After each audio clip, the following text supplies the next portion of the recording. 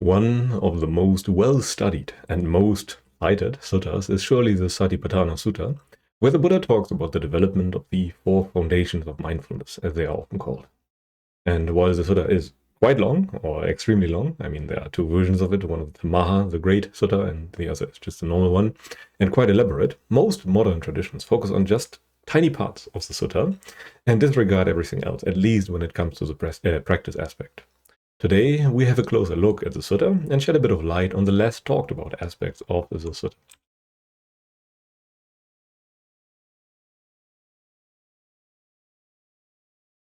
And I want to start with a short citation from Majjhima Nikaya number 10. First, medicants. The four kinds of mindfulness meditations are the path to convergence. They are in order to purify sentient beings, to get past sorrow and crying, to make an end of pain and sadness, to discover the system, and to realize extinguishment. What for? It is when a medicant meditates by contemplating an aspect of the body, keen, aware, and mindful, rid of covetousness and displeasure for the world. They contemplate an aspect of feelings, keen, aware, mindful, and rid of covetousness and displeasure for the world. They contemplate an aspect of the heart, keen, aware, mindful, rid of covetousness and displeasure for the world, or they contemplate an aspect of things or dhammas, keen, aware, and mindful, rid of covetousness and displeasure for the world. So this is, in essence, a passage from the Satipatthana Sutta, which is very popular and which is often cited. And there are countless traditions nowadays that very much cite that sutta and interpret it in their ways. There are popular translations and ideas regarding everything that is in there. And usually most traditions, as far as I have encountered them, and as I understand them, and I have not encountered all traditions by any means, but those that I have worked with in the past years, most people focus on mindfulness of the breath and, for example, the 32 parts of the body. Those are usually what is cited, but there are lots of other things. And only, let's say, maybe 2 to 5% of the sutta talks about mindfulness of breathing. Most of the sutta talks on something entirely different. I mean, it talks about developing mindfulness of the body as an example at first, but through various different means. And mindfulness of breathing is just one aspect or one way in which you can cultivate mindfulness of the body. And the rest is usually ignored. And all the contemplations, which is also quite important in my view, are preceded by getting rid of craving for the entirety of the world. The entire sutta starts with that. First, the Buddha presents a scenario where a monk is basically free from sensuality or has devalued sensuality by any other means, and then the entire practice of Satipatthana starts. In a sense, the Satipatthana practice is practice for very advanced practitioners that want to aim for arahantship. You can do this kind of practice in an aspirational sense. You want to try and become a stream enterer. Well, technically, you have to try and become an arahant to become a stream enterer. But you have to keep in mind that whatever you try to practice at that point will at least be flawed to some degree. Because at that point, you have no experiential confirmation what the Buddha is talking about. And in a sense, the Satipatthana practice is a very targeted practice, where you just develop further what you have already understood. And in essence, there are four types of bases or foundations of mindfulness that you can develop. And those would be first the body, then the feeling, then the heart, and then in the end the things, the dhammas. If you go by the very broad translation of that, most of the time people go by very special Dhamma teachings, or they translate the word Dhamma in this context as very special Dhamma teachings, like the four hindrances, 5 hindrances, or something like that, or the Four Noble Truths, or anything like that. And when we talk about the body, the sutta starts by explaining one type of body contemplation, which would be the contemplation of the breath, where you develop Yonisamanasikara regarding the breath. So when you breathe in long, you know that you are breathing in long. When you breathe in short or breathe out short, you know that you are breathing out short. But there are various other ways in which you can develop this concurrent attention, this kind of knowing what is going on while it is going on. And you can also, and should also, develop this kind of attention regarding the bodily postures. You can, the bodily postures, this is quite important, but you are always in one of those four bodily postures. So you can use them as an anchor point for your memory. So you can always remember, yes, now I'm seated, for example, Or when you are walking, you can remember, now I'm walking, etc. And then you can also contemplate the body in terms of the elements. You can contemplate the body in terms of the charnel grounds and your own mortality. You can contemplate the body in terms of repulsiveness, because the body is kind of repulsive. Otherwise, you would not have to clean it all day if its nature was beautiful. But that's not what it is. It will converge automatically towards a quite repulsive, quite disgusting state, unless you actively work against that. And all those contemplations receive much attention during the entirety of the sutta. So as you can see, the contemplation of the mindfulness of breathing, as an example, is a rather short one that is just mentioned as one method among many. Yes, at other places the Buddha said it is quite a good one, because you do not take the knife as an example because it's too sharp.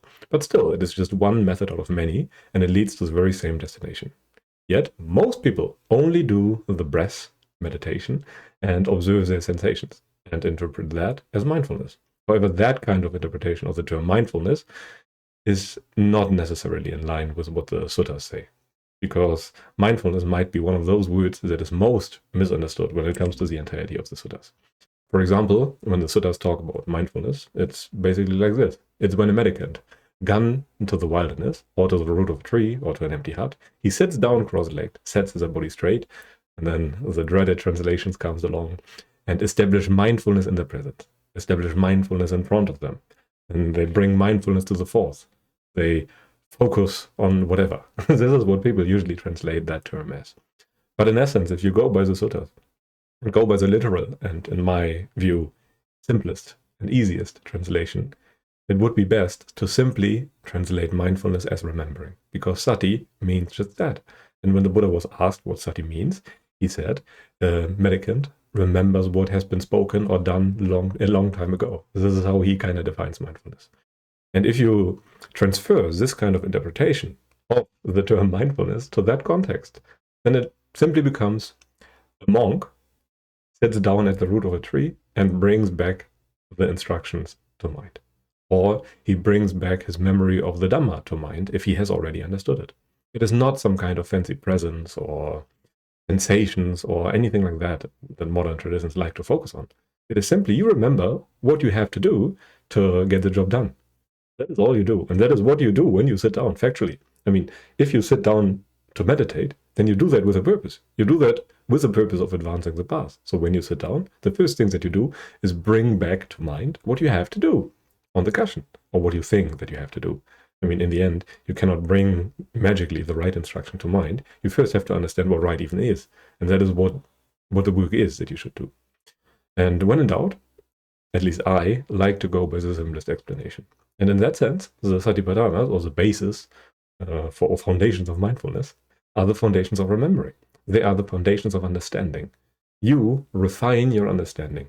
And the basis for that are the body, the feelings, the heart, and the things. Those can be used as a basis for refining your understanding, a basis for refining your memory of the Dhamma. And in the Satipatthana Suttas, I think that is explained quite well. For example, breathing in heavily, they know I'm breathing in heavily. Breathing out heavily, they know I'm breathing out heavily. And when a mendicant is walking, he knows I am walking. When standing, he knows I am standing. When sitting, he knows I am sitting. And when lying down, they know I am lying down. Whatever posture their body is in, they know it. And when going out and coming back, when looking ahead and aside, when bending and extending the limbs, when bearing the outer rope bowl and robes, when eating, drinking, chewing, tasting, when urinating and defecating, when walking, standing, sitting, sleeping, waking, speaking, and even when keeping silent, they know what they are doing. And in essence, you develop mindfulness during very simple activities. This is more or less a key point of it. The Buddha encourages simple activities that allow for remembering or awareness while you are doing something. So you want to be aware of, for example, your intentionality. You want to be aware of the body being there on its own. You want to be aware of the feelings being there, doing the thing. You want to be aware of the heart, and you want to be aware of the hindrances, as an example. But you can only really be aware of those things when whatever you are doing at all times is simple enough and allows for you to actually bring forth this kind of attention. For example, when you are working on a programming problem or something like that, or on a very difficult math problem, then you simply do not have the free resources to think about the Dhamma. then you cannot have a part of your attention directed at the womb of experience. That is not possible. You have to do something, or it is best to do something that is simple enough so that you can actually cultivate mindfulness. You can actually cultivate your understanding of the Dhamma so that you can then later remember it. Essentially, this is what mindfulness is. It's remembering. And you cultivate that memory, you cultivate that understanding so that you can later bring it back to mind and continue where you have left off. And the entire sutta is about developing something to remember. You want to develop your mindfulness. And that is why you cannot have too much of mindfulness, which is something that the Buddha said. And why can't you have enough of that? Because how could you ever remember too much? You can just have something in your mind at all times, and it's not possible to have too much of that. And basically none of this kind of development that the sutta talks about indicates any kind of absorbed state. You really have to bend your mind and add lots of preconceived notions to the entirety of the sutta to force the implication that anything that is done in there has to be in an absorbed state. If you have never read, for example, the book Visuddhimagga, or have never come into touch with any of the traditions, then you would not, I would assume, come to the conclusion that you have to zoom in on the breath. In the text, that is not there. All of those interpretations, if you give the suttas, for example, to a person who knows nothing about Buddhism, I do not think that they would come to the conclusion that you would have to intensely focus on your breath. That is simply not in the texts. That is something that is in your minds in the same way that you know that you should stop your car when you stand in front of a stop sign. That is something that you have learned before, but it's not in the stop sign. And in the same way, this knowledge about cultivating, intensely watching your breath is also not in the suttas, unless you bring your preconceived notions to the table. And all of the content of the sutta cultivates an understanding using, for example, the thinking process, or using anything at all, really. And it's quite dynamic. Mindfulness is not something static. It's something that you have to develop. And there is an active component to it. But in essence, you cannot cultivate mindfulness when you are absorbed in something. Because the entirety of the explanation of mindfulness that I have just given you, that the sutta revolves around the presence, the knowledge of you are knowing what you are doing while you are doing it. In those simple activities, as an example. And that is mindfulness, according to that sutta.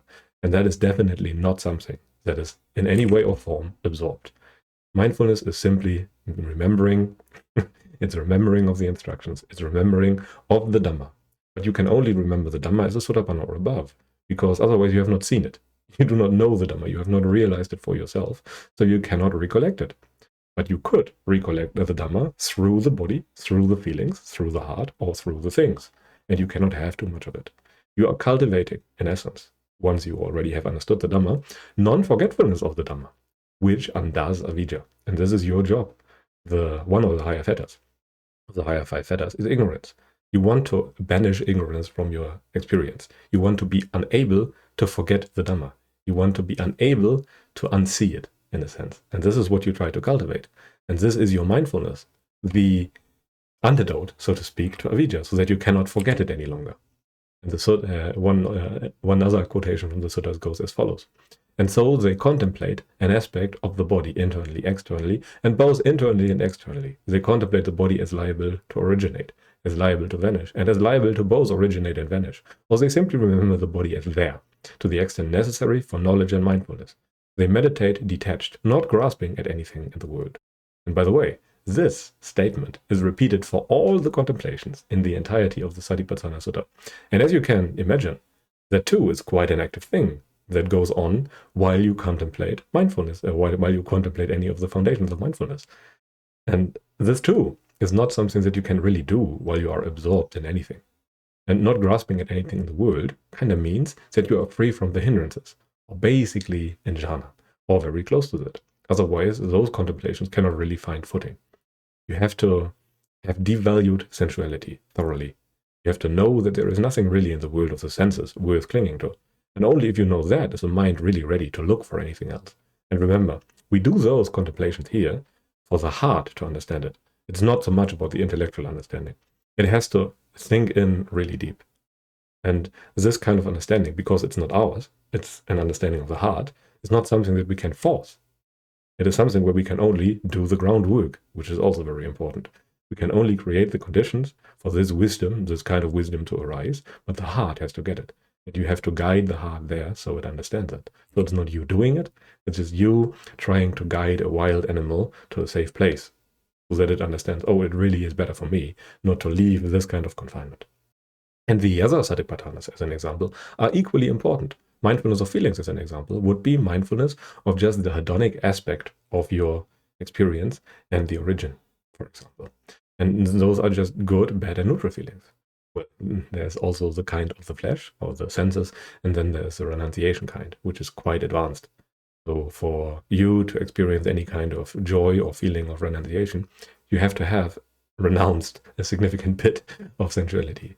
And then there is mindfulness of the heart, or chitta, which would be exemplified by a mind with greed, a scattered mind, a constricted mind, a delusional mind. And all of that is a knowing while happening. He knows a mind that is constricted as a constricted mind, etc. And in the end, we also have the things or dhammas, and those are not just, as mentioned before, fancy kinds of teachings. They are the most general unit of experience, but you have to exemplify them by, for example, the hindrances, or by the, Four Noble Truths, or the Wings of Awakening, or whatever you want to call it. And the four of those relate to each other. They are the hierarchy or generality, for example. In this case, contrary to popular opinion or popular view, the body would be the most specific. And then feeling is a bit more general. Then the heart is even more general as feeling, which is hard to understand for many people. And then in the end, we have the dhammas as the most general thing, because the dhamma or dhammas are really just things. And you could think of that as wearing different kinds of sunglasses, as an example. And the presence of the hindrances, as an example, colors your heart. If you are, for example, affected by the hindrances, then your heart will have a certain direction to it, a certain direction in which it will want to look. And due to that direction, or this coloring of experience through the heart, your feelings will be perceived in this or that way. For example, if your heart is colored by aversion, then you will be averse to bad feelings if they are there. However, if your heart is not colored by aversion, then even a bad feeling is not too bad, as an example. And in the end, all of that, by transitivity, colors your experience of the body. And it is like wearing colored sunglasses. And all those contemplations are in terms of suffering and craving, and not any kind of craving, but this kind of conditionality or influence always has the goal of understanding the Four Noble Truths. It always relates back to craving and suffering. Otherwise, this kind of conditionality would be insignificant to the Dhamma. Because the Buddha, in the end, teaches specific conditionality in terms of suffering and the end of suffering, and nothing else really. And this is very important, because many people think they understand conditionality, and in a sense they do. You can understand a certain kind of conditionality, but the hard part, the subtle part, the difficult to see part, is conditionality in terms of suffering and the end of suffering. It's conditionality in terms of the Four Noble Truths. And this is incredibly important. And in essence, because it is so difficult to see this kind of conditionality, Satipatthana is basically a practice for the noble ones, or those who are very close to it. You cannot really do it right until then. And you can try, and I would even encourage people to try from time to time, because they can get certain aspects of that kind of practice right, but not the entire thing. And there is no noble right concentration, as the Suttas say, and they are very clear about it, without the right view. There is a kind of concentration without the right view, but it's not the noble right concentration. I sadly forgot the number of the sutta, but I'm sure someone in the comments can give me that number, because it is in there somewhere. I vaguely remember it to be from the Itikutaka or something like that. And there is still benefit in aspirational practice, as in trying to understand the Dhamma, because that is all you have to do before you have attained the Dhamma, before you have attained the right view. But keep in mind, and this is very important, that you should always leave room for error. Then your practice will be very fruitful, because you will refine it over time. But as soon as you think yourself to be done, then you have a problem, because then you will make no additional effort at understanding. But as long as you leave room for doubt, everything is fine, usually, at least, or in my view. But now, how do you actually cultivate this kind of mindfulness? Well, first, you need a lot of prior training and lots of good conditions that have to be met. We typically ignore half of those conditions and want to skip ahead as humans. And this is not so good, because the majority of the cultivations that we do relates to non-craving in all aspects of our lives. We basically have to be in jhana, or have to have the lucky circumstances of a divine messenger event that hurts a lot, and thus the value of sensuality for us. If we did not have that, then the cultivation has to happen because we gradually let go of all those things. And it's much better to prepare for those things instead of hoping for a lucky event where you suffer so much that your heart has no choice but to leap out of the Dhamma. Yeah. So in essence, you have to be very close to the right view to practice Satipatthana, but until then you have to refine your understanding of what the right view even is, because that understanding essentially makes you a Sotapanna. And it is possible to do this kind of cultivation at home, but it's very hard because there are all kinds of triggers around us. It's not possible to understand the Dhamma while you still value sensuality, and it's very difficult to abandon the value of sensuality while you still live at home. Again, it is possible, and the Sutta say so, simply by stating that it is not easy to live the perfect and pure life at home, but it is possible. And lots of lay followers at the time of the Buddha said so, pretty much too. But anyway, this should be enough for today. Let us now come to the most important points. First, Satipatthana is the most popular sutta, and very likely the most popular practice, but it's heavily misunderstood in most cases. And simply vast majorities of the suttas are ignored. People do not talk about it because, I assume at least, they don't like it or they do not understand it. What is meant by internally and externally? Who knows? Or internally and externally? People usually just focus on the parts that they think they understand. And the practice, in essence, as stated in the very first lines, is for extremely advanced people. You essentially have left behind greed and sorrow for the world, and the world is always the world of the senses. So essentially nothing in the world has the capacity to trigger you anymore. And then the practice of Satipatthana starts. Or in essence, you have abandoned the 5 hindrances. And then that practice starts. And you really cultivate your understanding or your memory of the Dhamma so that you can bring it back to mind at any point. And the Dhamma always contains dependent origination and impermanence, which is also exemplified by you contemplate in terms of the origin or the cessation, or both the origin and the cessation, etc. This always has to be there. This is a kind of specific conditionality that we are talking about. And in essence, the Satipatthanas are places of understanding, and they are completely non-absorbed and have nothing to do with sensation watching.